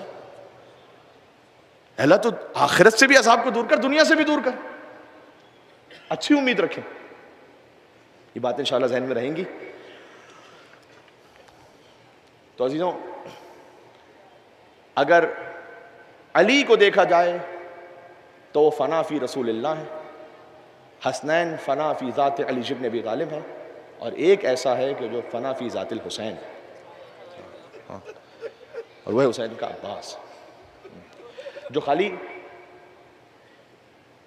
امام حسین کا دروازہ نہیں عباس، امام زمانہ کا دروازہ بھی عباس ہے، اور ہر امام تک پہنچنے کا دروازہ عباس ہے. ہر امام. تمام امام زادوں کا ایک جیسا مقام نہیں، آپ جانتے ہیں، سب محترم ہیں. ایران عراق میں 5000 امام زادے ہیں، لیکن ان امام زادوں کا مقام الگ ہے جن کے لیے سند خود امام معصوم کی زبان مطہر سے آئے. ابو الفضل عباس اسلام وہ ہیں کہ مولا علی، امام حسن، امام حسین، امام زین العابدین، امام محمد باقر، امام جعفر صادق، یہاں تک تو براہ راست ائمہ علیہ السلام کی گواہی ہے عظمت ابو الفضل عباس اسلام پر. اور پھر بعد میں جو خواب کے واقعات کا ذکر ہے امام رضا علیہ السلام کے حرم میں اور باقی حرموں میں، ہر امام کے حرم تک اور ہر امام کی ذات مطہر تک پہنچنے کا دروازہ ہے ابو الفضل عباس. کوئی شک نہیں اس میں. امام رضا علیہ السلام کے حرم میں ایک عراقی آیا تھا. یہ میں بات اس لیے کر رہا ہوں کہ یوٹیوب پہ خود اس نے واقعے کو بیان کیا ہے، تو ایسی نہیں کہ خالی میں نے کسی ایسے سے سن لیا ہو کہ پتہ ہی نہ ہو. کہتے خود میرا اپنا اور میرے اپنے بیٹے کا واقعہ ہے کہ میرے بیٹے کی آنکھیں اسے بہت کم نظر آتا تھا، اور اس کی آنکھیں ایک دم ویک ہونے لگی تھی بالکل بچپن میں. تو اس سے پہلے کہ پورا نابینا ہو جائے بس میں بہت مضطرب تھا، تو میں گیا امام حسین علیہ السلام کے حرم میں. عراق میں خود رہتا تھا وہ، اور حرموں میں گیا، لیکن اللہ نے کبھی کرنا ہوتا ہے کہ کسی خاص حرم میں جا کے حاجت پوری ہوتی ہے. تو کہتے ہیں کہ پھر میں آخر میں گیا مولا رضا علیہ السلام کے حرم میں، اور میں نے 10 دن قیام کا ارادہ کیا تھا. اور 10 دن کے بعد جب 10واں دن آ گیا اور اسے شفا نہیں مل رہی تھی، تو میرے دل میں ایک طرح کی تھوڑی سی مایوسی ہونے لگی کہ میں اتنی محبت سے اتنے ایمان کے ساتھ آیا تھا اور پھر ابھی بھی شفا نہیں مل رہی. تو آخری دن میں لے کر گیا اپنے بیٹے کو، اور میں نے امام رضا علیہ السلام کے حرم میں زیارت پڑھی، اور میں نے کہا مولا میں اپنے بیٹے کو لے کر آیا ہوں آپ کے پاس شفا کے لیے، اگر آپ کے در سے بھی لا علاج گیا تو پھر کوئی اور در بچا نہیں ہے میرے پاس. جسے دنیا کے طبیب جواب دے دیں اسے اللہ کے طبیب علاج کرتے ہیں نا. میں نے کہا مولا اگر آپ نے میرے بیٹے کو شفا نہیں دی تو میں بس آپ کے حرم کا پانی بھی نہیں پیوں گا, ایسے ہی چلا جاؤں گا. میں نہیں کہہ رہا صحیح کہا غلط کہا اس نے, لیکن کبھی انسان ایسے جذبات میں آ جاتے ہیں, ایموشنز ایسے ہوتے ہیں, بس مولا میں چلا جاؤں گا واپس. یہ کہہ کر اپنے بیٹے کو لے کے نکلا. پتہ نہیں میرے دل میں کیا خیال آیا کہ دفعتاً میں نے زری کی جانب آخری مرتبہ دیکھا اور میں نے کہا اے امام رضا, آپ کو آپ کے چچا عباس کی زخمی آنکھ کا واسطہ. غازی عباس کے ہاتھوں کے مصائب تو ہمیشہ سنے ہیں, آج عباس کی آنکھوں کے مصائب سننا. یا ابو الفضل عباس کہ آپ کے چچا عباس کی زخمی آنکھ کا واسطہ. کل مطر, روایت میں کہ تیر بارش کی طرح برس رہے تھے ابو الفضل عباس, اور ایک تیر آنکھوں میں لگا. مجھے ایمان سے بتاؤ اگر آپ کی آنکھ میں کوئی ذرہ بھی چلا جائے تو سب سے پہلے کیا کرتے ہو؟ ہاتھوں سے اس ذرے کو صاف کرتے ہو. جس کی آنکھ میں تیر ہو اور ہاتھ کٹ چکے ہوں, عباس نے سر جھکایا اور زانوؤں کے ذریعے سے تیر کھینچنا چاہا, سر پر گرز لگا اور میرا کٹے ہاتھوں والا مولا زمین کربلا پر گرا.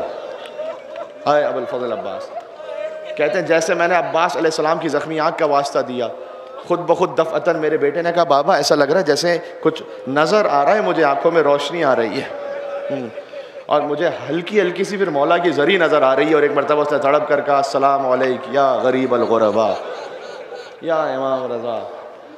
آپ عباس کے بھتیجے ہیں, ہر امام عباس کے بھتیجے ہیں ایک طرح سے, امام زین العابدین کے بعد سے. جی تو ابو الفضل عباس کے نام سے جھولیاں پھیلا کر جو کچھ آپ طلب کرنا چاہتے ہیں حسین انشاءاللہ رد نہیں فرمائیں گے.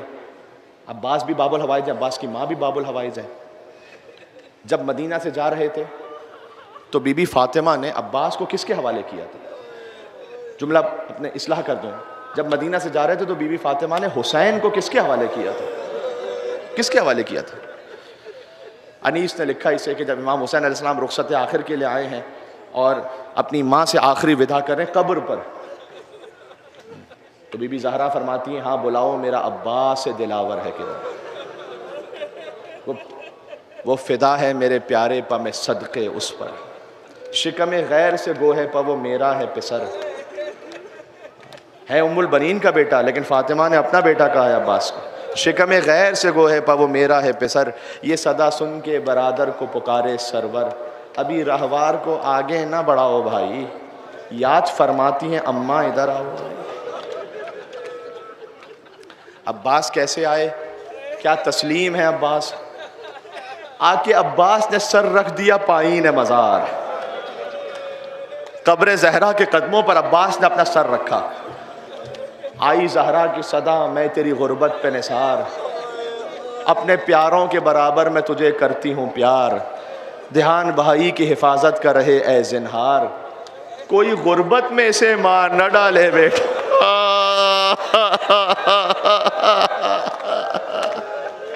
جزاک اللہ. صدائیں بلند ہو رہی ہیں, حق یہی ہے ابو الفضل عباس پہ گریہ کیا جائے. یقین جانو امام زمانہ علیہ السلام صاحب عزا ہوں گے جہاں عباس کے مصائب کا بیان ہو رہا ہے. شام سے ایک بی بی تشریف لائی ہیں, جس بی بی نے فرمایا تھا کہ عباس تو چلا گیا,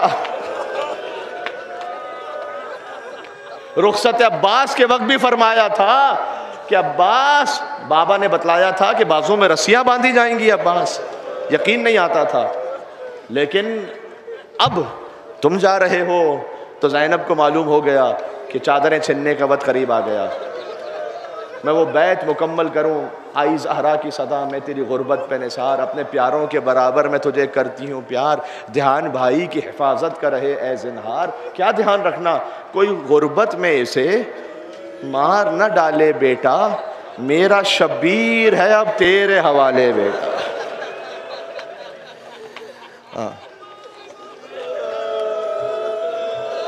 زہرا نے حسین کو عباس کے حوالے کیا. اور پھر دیکھیں مادر ابو الفضل عباس ام البنین, ماں تو کہہ سکتی ہے نا اپنی اولاد سے, جب عباس جا رہے تھے مدینہ سے تو بلایا عباس کو کہ عباس حسین کے ساتھ جا رہے ہو, بغیر حسین کے واپس نہیں آنا. جب عباس چلے بھی گئے, یہ قافلہ واپس پہنچا, جملے سن لو, تو بشیر نے آ کر اطلاع دی کہ اہل بیت کا قافلہ واپس آ گیا ہے تو کسی معظمہ بیوی کو دیکھا. لوگوں نے بتایا یہ عباس کی ماں ہیں. 4 بیٹے مارے گئے نا جس کے.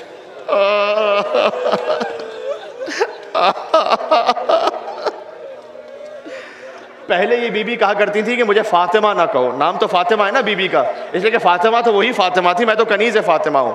اور جب 4 بیٹے مارے گئے تو پھر کہتی تھی اب ام البنین بھی نہ کہو. وہ بچے کہاں رہے گے جن کی میں ماں تھی ام البنین. بشیر نے آ کے کہا پہلے کہ آپ کا ایک بیٹا مارا گیا. حضرت عثمان ابن علی کا نام لیا, جن کا نام مولا نے عثمان ابن مظعون کے نام پہ رکھا تھا, کہ وہ بیٹا مارا گیا. بالکل اطمینان سے, کوئی گریہ نہیں کیا. ایک ماں کو یہ بتلایا جائے کہ جوان سال بچہ مار دیا گیا. پوچھا یہ بتاؤ حسین کی کیا خبر ہے؟ کبھی بھی آپ کا ایک اور بیٹا عبداللہ وہ بھی مارا گیا. کہا حسین کی کیا خبر ہے؟ کبھی بھی جعفر بھی مارے گئے. کہا حسین کی کیا خبر ہے؟ بشیر نے کہا میں نے سوچا جب میں عباس کا بتلاؤں گا تو یہ دھاڑے مار کر روئیں گی. میں نے کہا بی بی عباس بھی شانے گھٹا کر مارے گئے. بی بی نے کہا کلہم ومن تحت الخضرا فداء لابی عبداللہ الحسین. میرے 4 بچے کیا, جو کچھ کائنات میں سب حسین پر قربان. بتا حسین کی کیا خبر ہے؟ کہ بی بی حسین 2 نہروں کے درمیان پیاسے مارے گا. بی بی نے کہا ہائے حسین.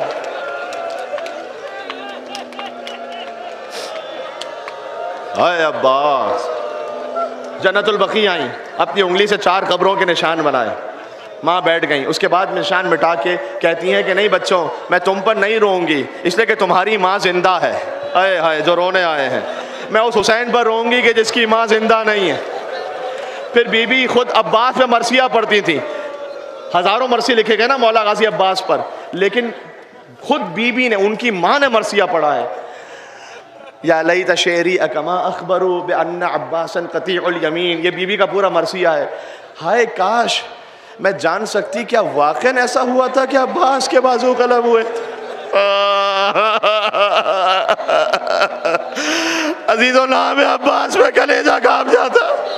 کیا واقعاً ایسا ہوا تھا کہ عباس کٹے ہاتھوں کے ساتھ زمین پر گرا تھا؟ بی بی کہتی ہے مجھے یقین نہیں آتا زبان حال پڑھوں. عباس تو اتنا شجاع ہے, کس کی جرأت ہے تیرے بازو قلم کر سکتا؟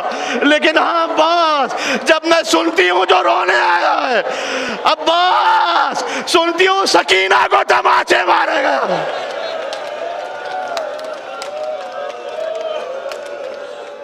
عباس یقین آ جاتا ہے, اس لیے کہ اگر تو زندہ ہوتا کسی کی جرأت نہ ہوتی کہ زینب کی چادر چھینتا. عباس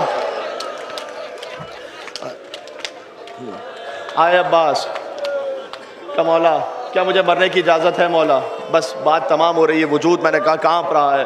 ابو الفضل عباس کے نام سے کہا عباس تم تو میرے لشکر کے علمدار ہو. وَنَظَرَ إِلَى يَمِينٍ وَشِمَالٍ. عباس نے داہنے دیکھا, عباس نے بہانے دیکھا. کہ وہ لشکر ہی کہاں رہا کہ جس کا میں علمدار. کہنے عباس بیویوں کے دل کو ڈھارس ہے تم سے, آپ مجھے خود اپنے دل میں جواب دیجئے گا بالکل اپنے ایمان کے ساتھ. اگر ہمارے گھر میں کوئی مصیبت آتی ہے, مائیں بہنیں سب سے پہلے کہاں جاتی ہیں؟ امام بارگاہ میں. عباس کے علم پہ جاتی ہیں نا, جو گھر میں غازی کا علم رکھا ہو وہاں پہ جاتی ہیں نا. سوچو جو ہماری آپ کی بہنوں کا اتنا بڑا آسرا ہے, وہ حسین کی بہنوں کا کتنا بڑا آسرا.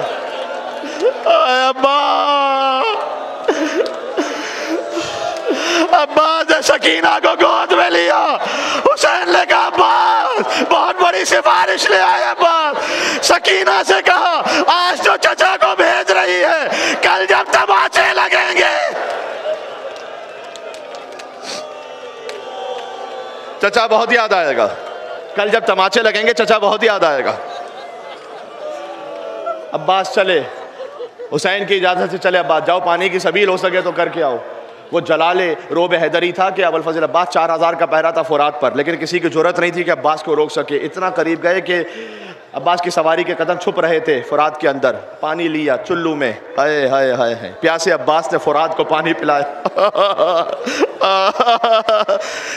مقتل میں جملہ فذکر عطش الحسین, حسین کی پیاس کو یاد کیا, حسین کے بچوں کی پیاس. سکینہ پیاسی ہے, علی اصغر پیاسے ہیں. پیاسے عباس نے فرات سے واپس پیاسا پلٹنا شروع کیا. عباس آپ کی وفاؤں پر ہم قربان ہو جائیں. دیکھو میں باب الحوائج ہونے کی حیثیت میں ایک جملہ کہوں گا تاکہ آپ کی دعائیں آپ جو مانگ رہے ہیں وہ اور رقت کے ساتھ پہنچیں مولا کی بارگاہ میں. عباس کا دایاں بازو بھی قلم ہوا, بایاں بازو بھی قلم ہوا. اس وقت گویا عباس کے ہونٹ ہلے ہوں, میں زبان حال پڑھوں, پروردگار میری کوئی اور اپنی تمنا نہیں ہے, بس یہ پانی کسی طرح سکینہ تک پہنچ جائے, بچوں تک پہنچ جائے. تیر چلا, مشک پہ پیوست ہوا, پانی بہنا شروع ہوا. ویسے کسی کی آس نہ ٹوٹے جیسے سکینہ اور عباس کی آس ٹوٹی. کہ پروردگار تیری اپنی مصلحت ہے, لیکن یہ پانی اگر خیموں میں نہ گیا تو میری لاش بھی حسین کے خیموں میں نہ جائے. گویا ندائے پروردگار آئیو عباس, ہم نے تمہاری کسی بھی حاجت کو رد نہیں کیا, یہ امتحان کا وقت ہے, لیکن اس حاجت کے صدقے میں ہم نے تمہیں قیامت تک کے لیے باب الحوائج بنا دیا. اب جو تمہارے در سے مانگے گا اس کی حاجت کو رد نہیں کروں گا. عباس, 2 جنازے لاشیں ایسے ہیں جو خیموں میں نہیں آ سکے, ماتم کرنا نام ہے ابوالفضل عباس پر. ایک عباس کا لاشا تھا, وصیت کر دی مولا میرا لاشا نہیں لے جائیے گا. ایک حسین کا لاشا تھا, کوئی لانے والا ہی نہیں بچا تھا, حسین کا لاشا. ایک جملہ کف عباس کو یاد کرو کربلا میں جہاں عباس کے بازو قلم ہوئے تھے. عزیزوں دعا کی قبولیت کے لیے کا وقت ہے. عباس کر کے منہ سوئے نجف کہتے تھے بادیدہ تر, یا علی لیجئے بے کس و مستر کی خبر. آپ کے بیٹے کا شیطان ہوں مدد لازم ہے, آپ کی پوتی کا سکا ہوں مدد لازم ہے. ہائے کیا جانیے بچوں کی کیا حالت ہوگی, مر گئی پیاسی سکینہ تو قیامت ہو. عباس کے سر پر گرز لگا, عباس زمین پر گرے کا مولا خادم رخصت ہو رہا ہے مولا. حسین عباس کے پاس پہنچے, میں آخری جملہ پر آ گیا. سوچو کبھی ایسا ہوا ہوگا کیا کہ حسین آئے ہو اور عباس کھڑے نہ ہوئے ہو, لیکن عباس زخمی حالت میں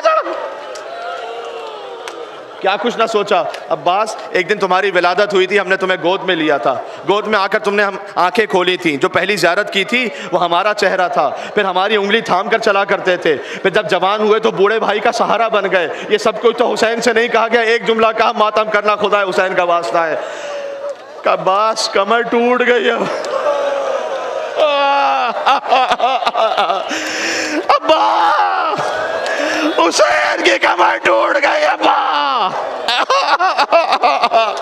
حسین خالی علم لے کر چلے, چھوٹے چھوٹے بچے جمع ہو گئے, علم آ گیا, علم دار سکینہ نے کوزہ چھوڑ دیا. کہ بابا پانی نہیں چاہیے بابا, چچا کو واپس بلا لو بابا.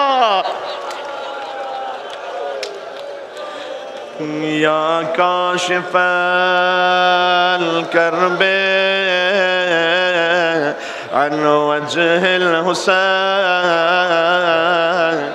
اکشف کربی بحق اخیک الحسین. اے حسین کے چہرے سے غم دور کرنے والے عباس, آپ کو آپ کے بھائی حسین کا واسطہ ہے, مولا میرے غم بھی دور کر دو یا ابوالفضل العباس. عباس کو جب دفنانے امام زین العابدین پہنچے, کہ سب دور ہو جائیں کوئی قریب نہ آنے پائے. راوی کہتا ہے غشنک آ گئے ہو, میں قریب پہنچا, میں نے دیکھا سجاد کا سر عباس کے سینے پر تھا اور فریاد کر رہے تھے, اے میرے غیرت مند چچا آپ یہاں آرام کر رہے ہیں, میں آپ کو آپ کی بہنوں کی حالت بتلاؤں. آپ کی وہ بہنیں جو گھر میں بھی بے چادر نہ ہوئی, آج کوفے کا بازار ہے, زینب کا سر کھلا ہے. چچا ابا یا عباس یا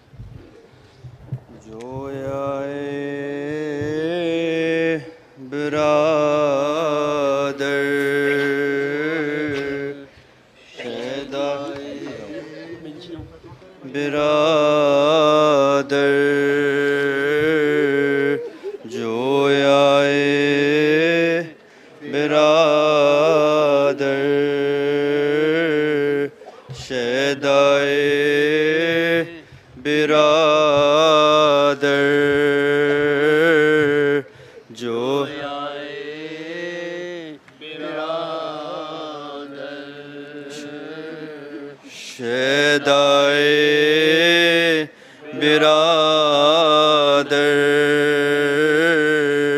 جویائے برادر شیدائے عباس کہاں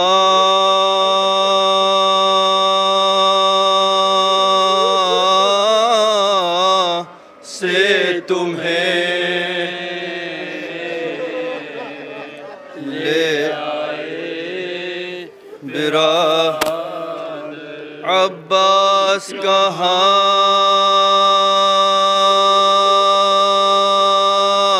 کہاں سے تمہیں لے آئے برادر جویائے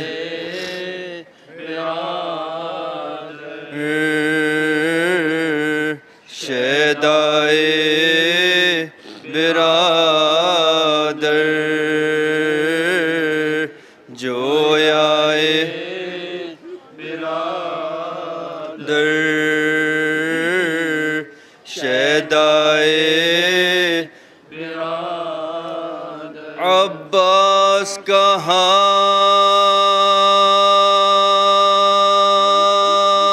کہاں سے تمہیں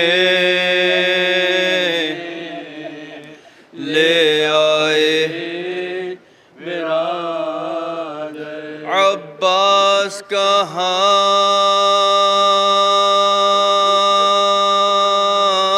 کہاں سے تمہیں لے آئے برادر جویائے برادر شیدائے برادر جویائے برادر شیدائے برادر لوٹا گیا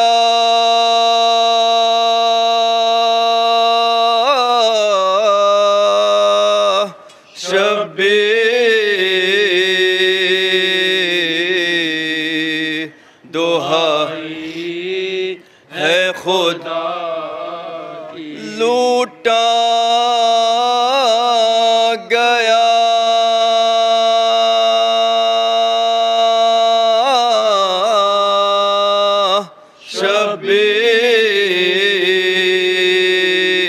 شبیر دہائی ہے خدا کی اب بند کمر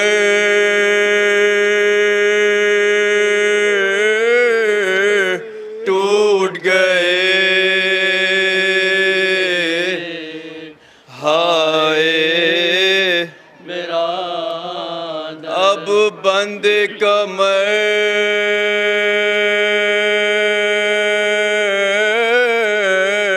ٹوٹ گئے ہائے برادر جویائے برادر شیدائے برادر جویائے برادر شیدائے عباس کہاں عباس کہاں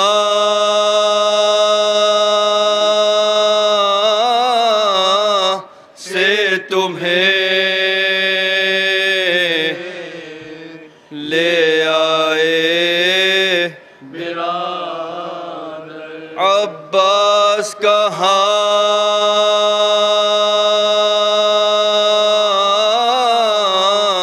سے تمہیں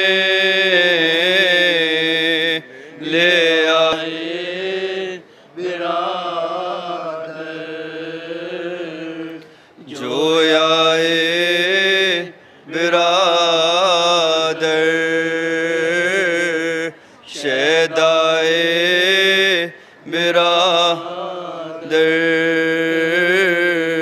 جویا لوٹا گیا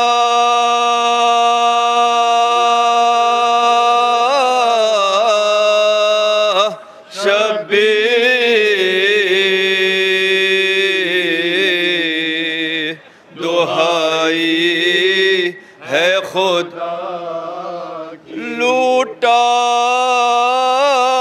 گیا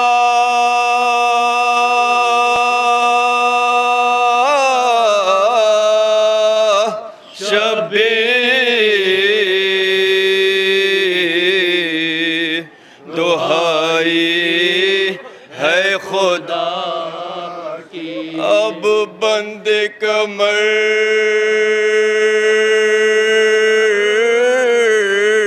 ٹوٹ گئے ہائے اب بند کمر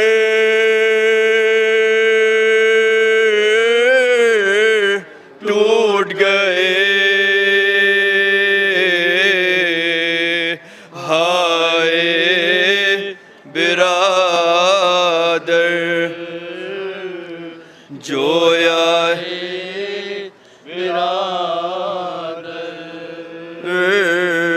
شیدا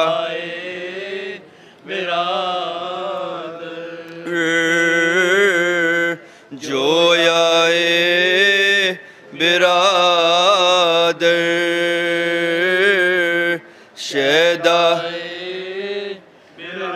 عباس کہاں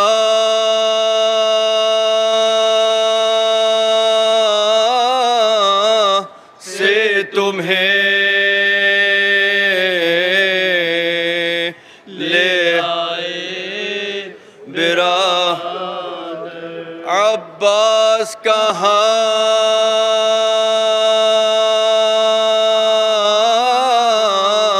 سے تمہیں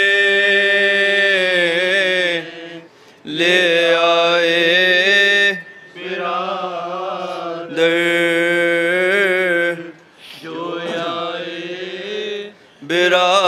برادر شیدا اے گود کے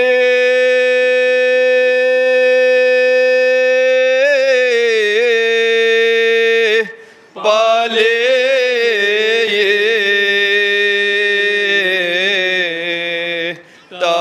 تعصب کا محل اے گود کے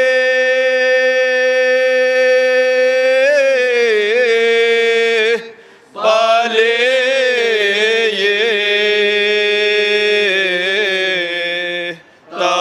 تعصب کا محل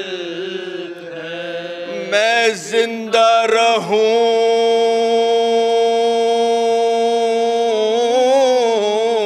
برچھیاں تو کھائے میں زندہ رہوں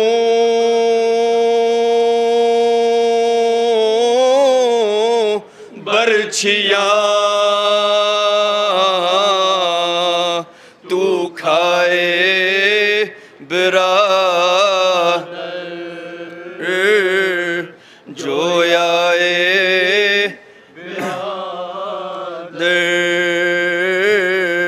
شیدائے برادر جویا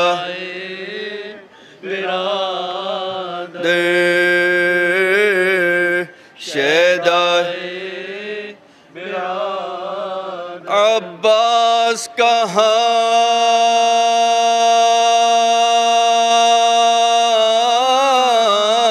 سے تمہیں لے آئے برادر عباس کہاں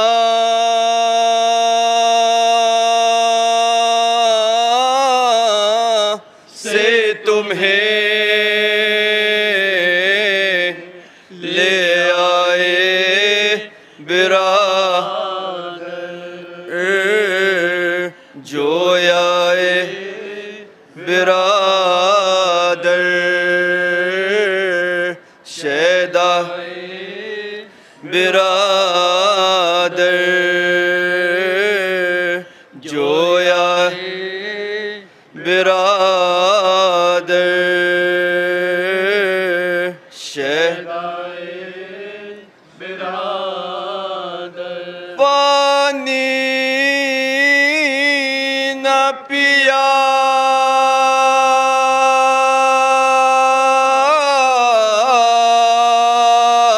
سوچ کے پیاسی ہے بھتیجی پانی نہ پیا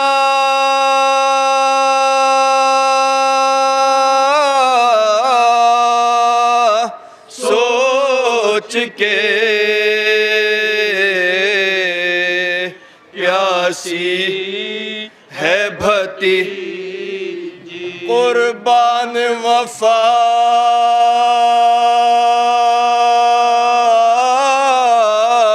کے تیرے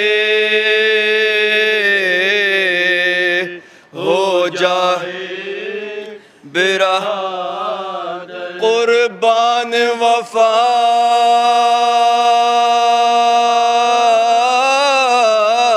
کے تیرے ہو جائے برادر جویائے برادر شیدائے برادر جویائے برادر شیدائے برادر عباس کہاں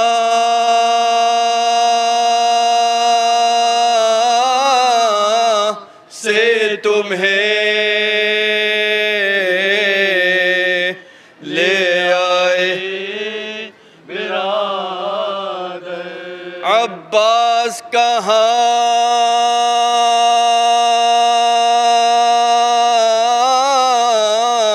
سے تمہیں لے آئے برادر جویا برادر شیدائے برادر جویا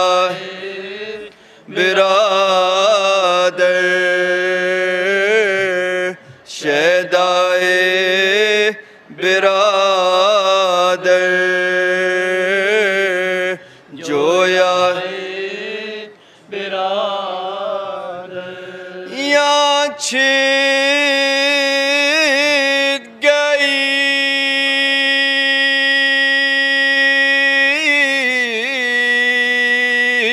مشق اور وہاں آس لگا یا چھٹ گئی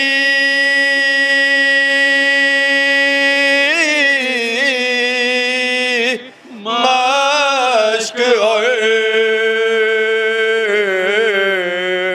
وہاں آس لگائی بیٹھی ہے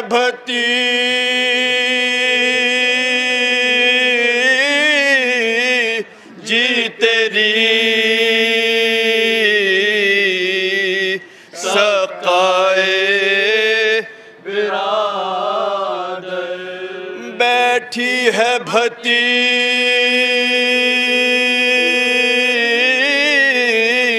جی تیری سقائے برادر جویائے برادر شیدائے برادر ہم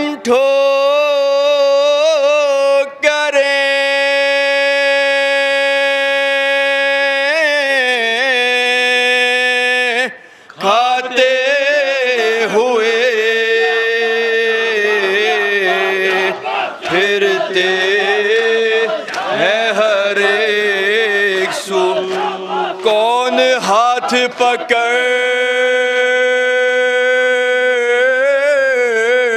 کر میرا لے جائے برادر جویائے برادر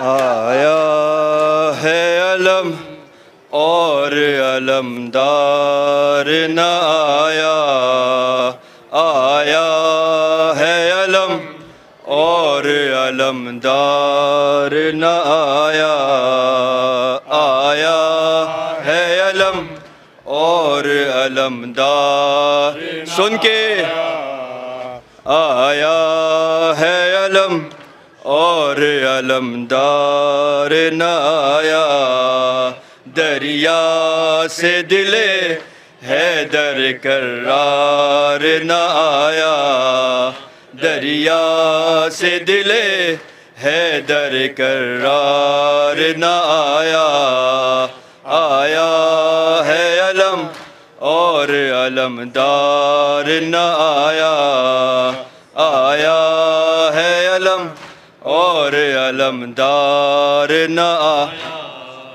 ایک تیر لگا مشک پہ اور بہہ گیا پانی ایک تیر لگا مشک پہ اور بہہ گیا پانی گھوڑے سے گرے زین پہ اس وار نہ آیا گھوڑے سے گرے زین پہ اس وار نہ آیا آیا ہے علم اور علمدار نہ آیا آیا ہے علم اور علمدار نہ آیا غیرت کا تقاضا ہے علمدار کی ہستی غیرت کا تقاضا ہے علمدار کی ہستی بچی سے شرم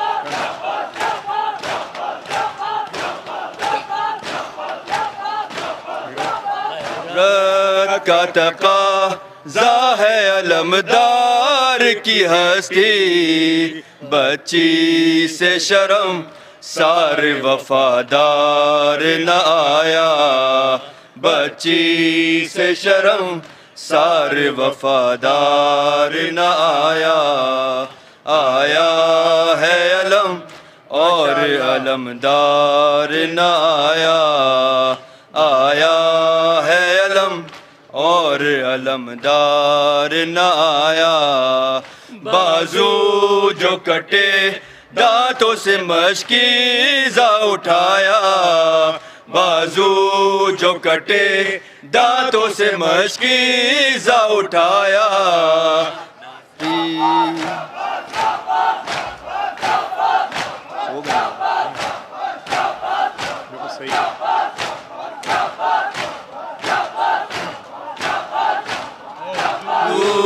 کٹے دانتوں سے مشکیزہ اٹھایا، نزدیک کوئی شیر کے ایک بار نہ آیا، نزدیک کوئی شیر کے ایک بار نہ آیا، آیا ہے علم اور علمدار نہ آیا، آیا ہے علم اور علمدار نہ آیا، آیا ہے علم اور علمدار نہ آیا، اصغر کے لیے مانگا تھا مظلوم نے پانی، اصغر کے لیے مانگا تھا مظلوم نے پانی،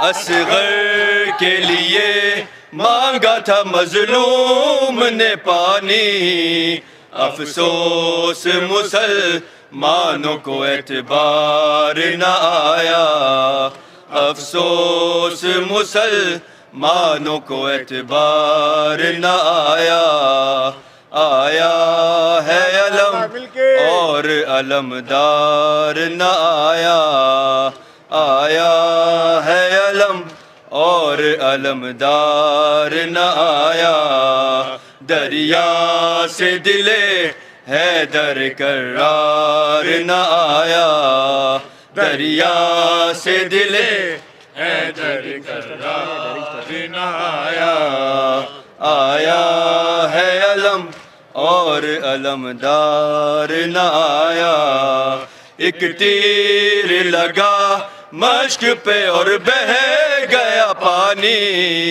ایک تیر لگا مشک پہ اور بہہ گیا پانی،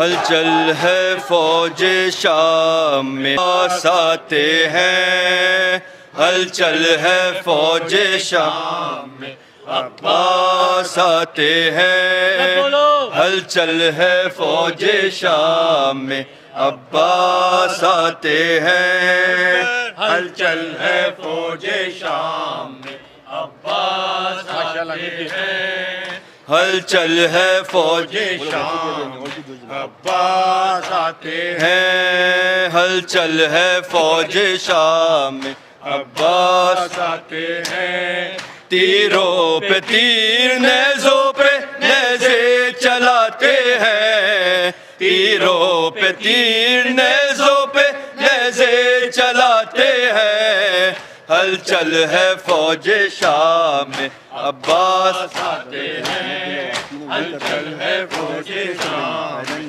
عباس آتے ہیں، ہلچل ہے فوج شام میں عباس آتے ہیں، ہلچل ہے فوج شام میں عباس آتے ہیں، کیا وقت پڑ گیا ہے محمد کی آل پر، کیا وقت پڑ گیا ہے محمد کی آل پر، چادر نہیں ہے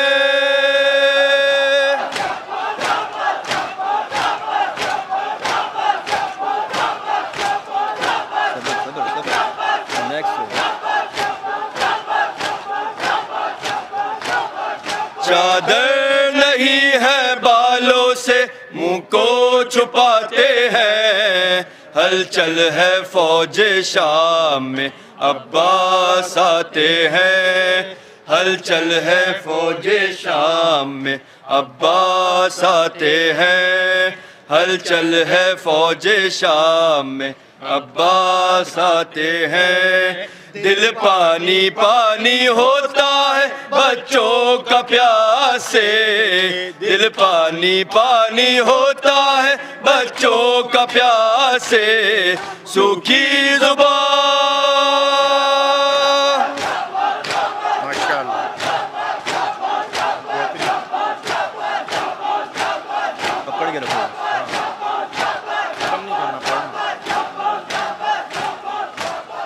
سوکھی زبان ہونٹوں پہ اصغر پھراتے ہیں، ہلچل ہے فوج شام میں عباس آتے ہیں، ہلچل ہے فوج شام میں عباس آتے ہیں، ہلچل ہے فوج شام میں عباس آتے ہیں، تیروں پہ تیر نیزوں پہ نیزے چلاتے ہیں، تیروں پہ تیر نیزوں پہ نیزے چلاتے ہیں، ہلچل ہے فوج شام میں عباس آتے ہیں، ہلچل ہے فوج شام میں عباس آتے ہیں، ہلچل ہے فوج شام میں عباس آتے ہیں، ہلچل ہے فوج شام میں عباس آتے ہیں،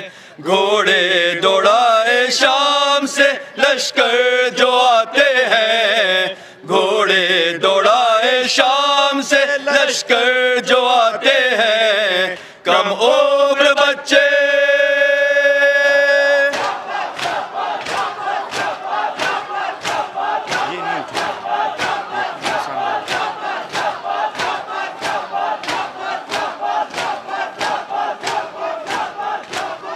کم عمر بچے خیموں میں گھبرائے جاتے ہیں، ہلچل ہے فوج شام میں عباس آتے ہیں، ہلچل ہے فوج شام میں عباس آتے ہیں، ہلچل ہے فوج شام میں عباس آتے ہیں، کیا وقت پڑ گیا ہے محمد کی آل پر، کیا وقت پڑ گیا ہے محمد کی آل پر، چادر نہیں ہے